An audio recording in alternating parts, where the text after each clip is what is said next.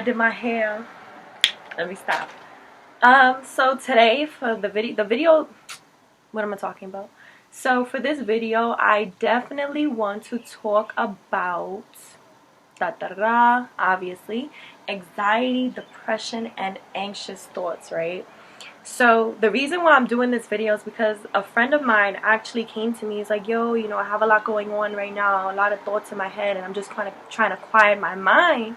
What can I do? And of course, like, I don't know if y'all know, but I have a playlist section, and there is a section that I have like of meditations or whatever, and one of them is for anxiety. So definitely check that out when you're ready. But I definitely wanted to talk about anxiety and depression and everything like that, because I feel like so many people go through it. It's nothing new, which is a sad thing.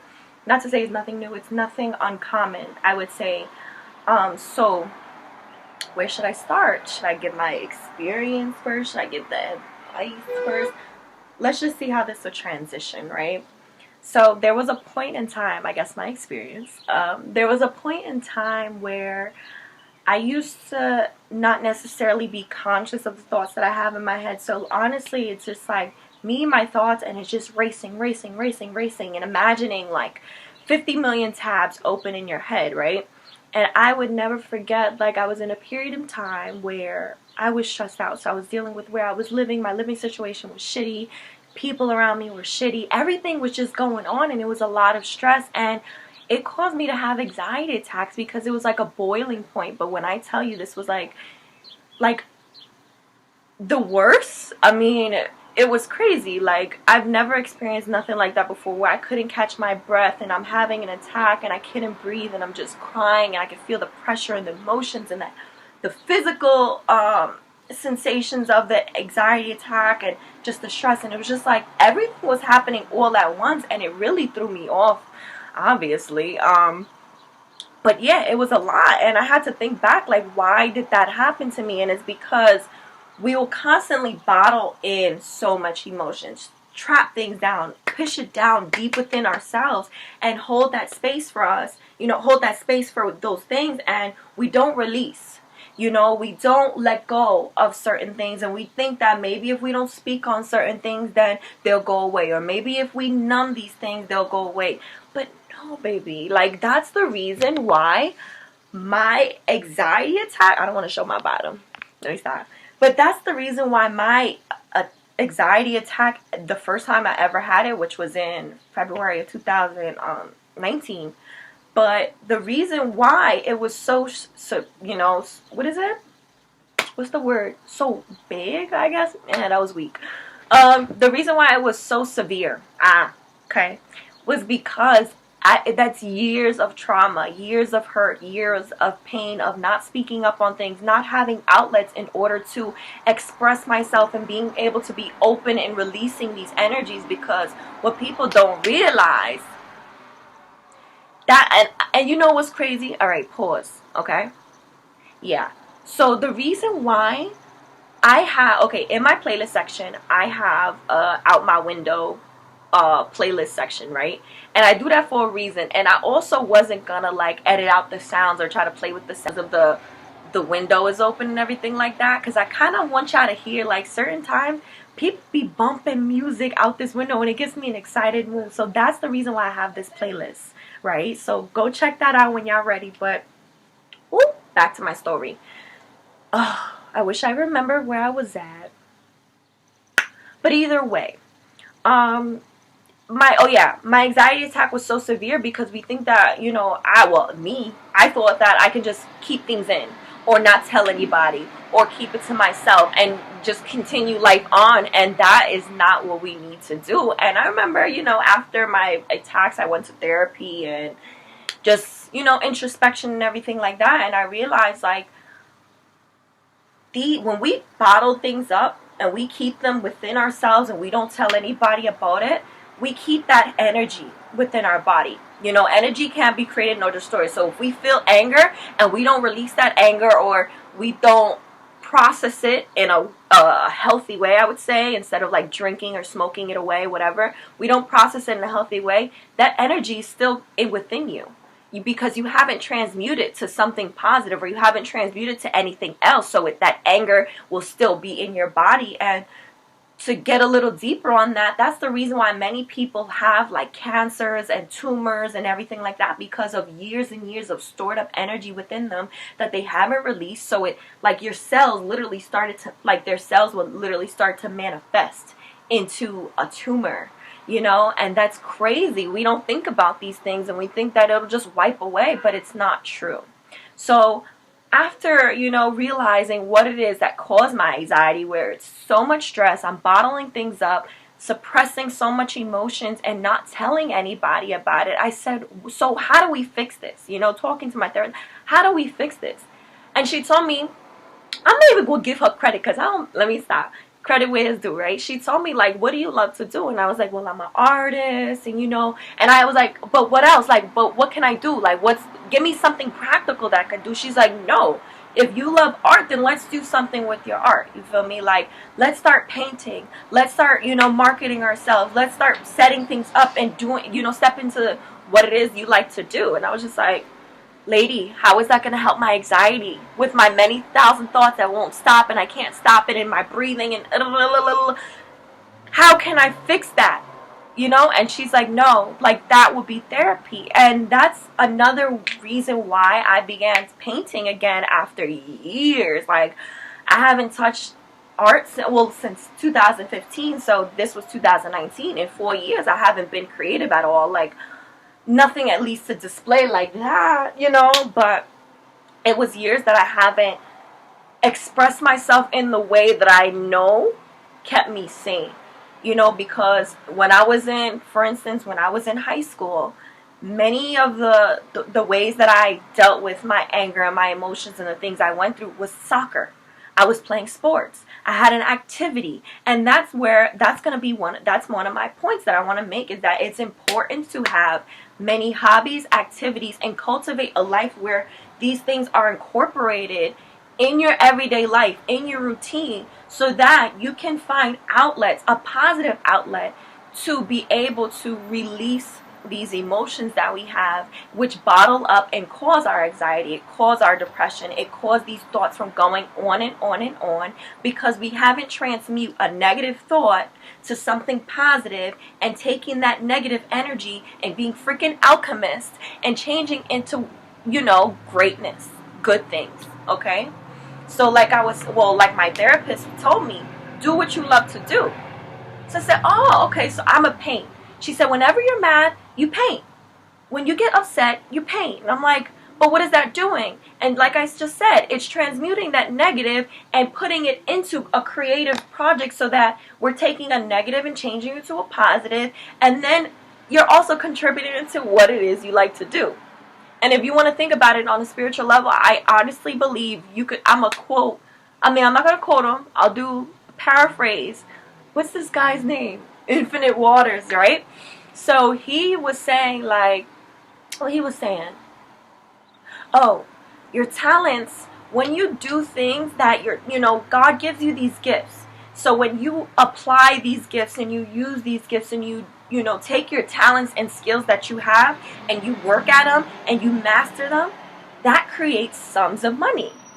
I mean, I'll get on that point later on, because I just now want to focus on the emotional aspect, not necessarily financially. But it's like, once you put your energy into what it is you love to do, it's only going to create a positive outlook, because we're coming from a positive place and our intent is positive. And it also contributes to our purpose. Obviously, why would love not contribute to purpose? That's the whole purpose of this freaking universe, in my opinion. You know? So art was literally my first outlet into coming out of my anxious thoughts, right? So then, not obviously, but the next step I went over was CBD. Okay, thinking medicinally. I got myself a job at a CBD thing, and I didn't have to pay for CBD. I was just on it, like, because my anxiety was crazy. I'm like, what else should I do? I started researching, and CBD for sure helped me out. Like, it kept me balanced, you know. It slowed me down. It slowed those thoughts down. It really, like, say for instance, if I were to try to suppress those emotions in a negative way by, say, I'm gonna drink it all, I'm gonna fuck, ooh, I'm gonna have sex, sorry, I'm gonna smoke it off, whatever. No, those are negative. I wouldn't say negative reinforcements, but it just ain't helping, So with the CBD, it felt like it was doing that same thing where it suppresses, but in a positive way. Why was it positive? Because it allowed me to slow myself down and get myself to more of a relaxing state. And that's why meditating is so important, and breathing while you're anxious, because it slows us down to realize, like, oh, okay, I'm stressed out because of this.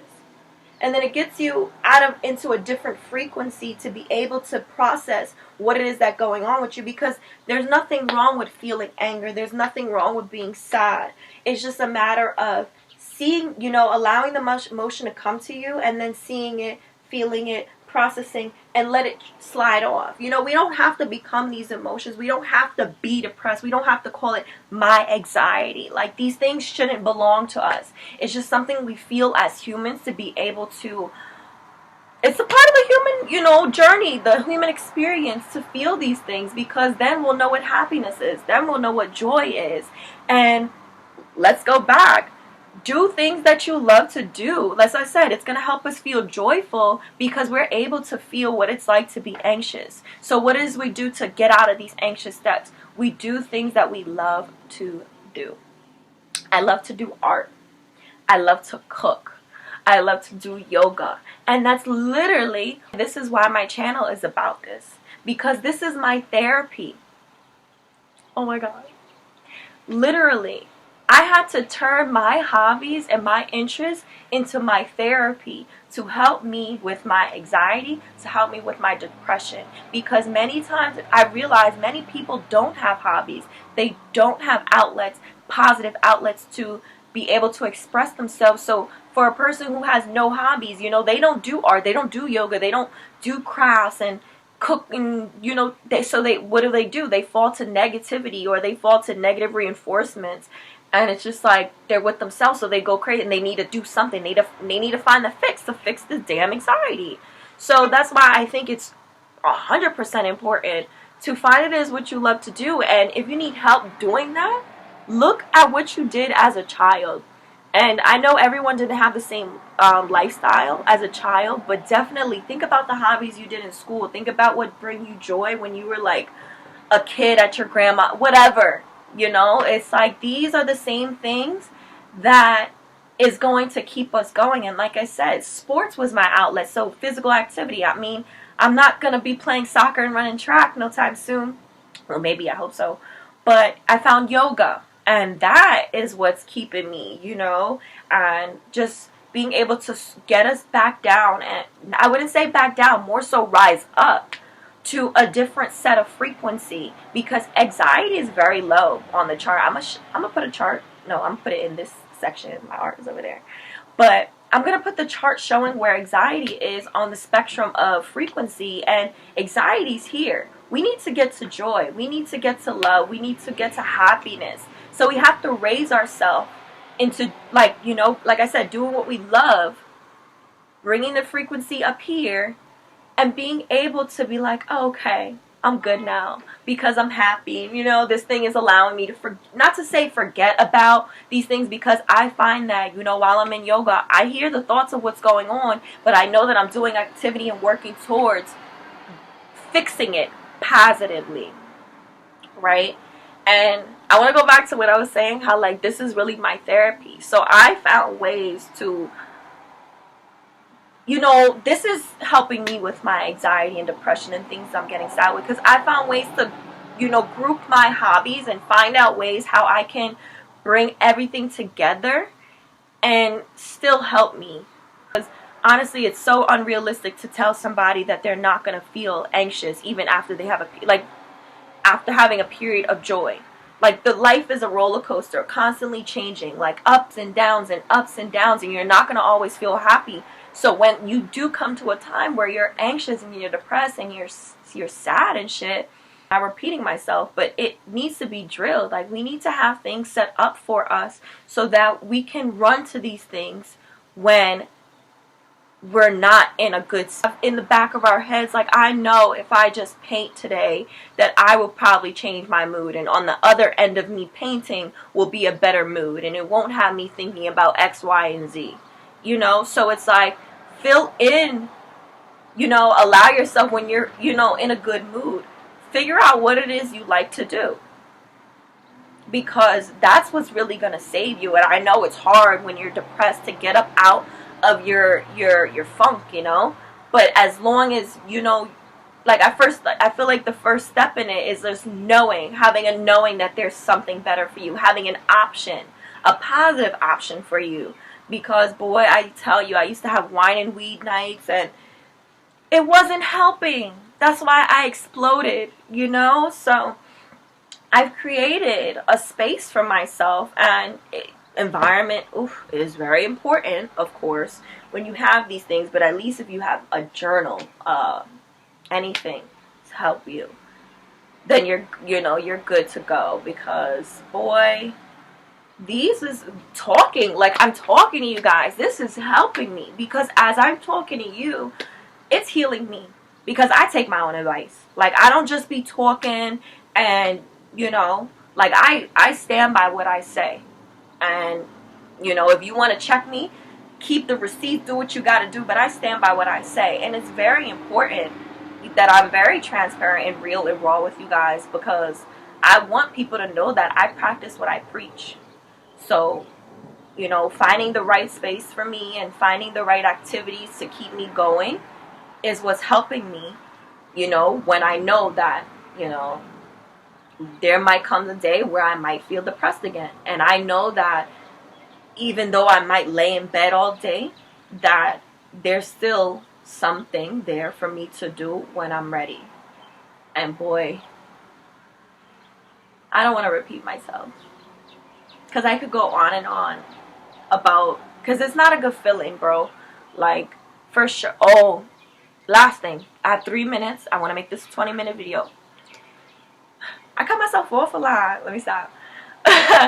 But I would definitely say some tips when it comes to anxiety. So say you don't have these hobbies or whatever, and you can't figure it out. Spend time with yourself, okay? When you're in a positive mood, of course. Spend time with yourself. When you spend time with yourself, you just start thinking about certain things you can do to improve yourself. So breathing. Focus on your breathing, because definitely when you're anxious, your breath is very important to slow it down and bring you back down to a calmer state. So focus on your breathing when you're in a better mood.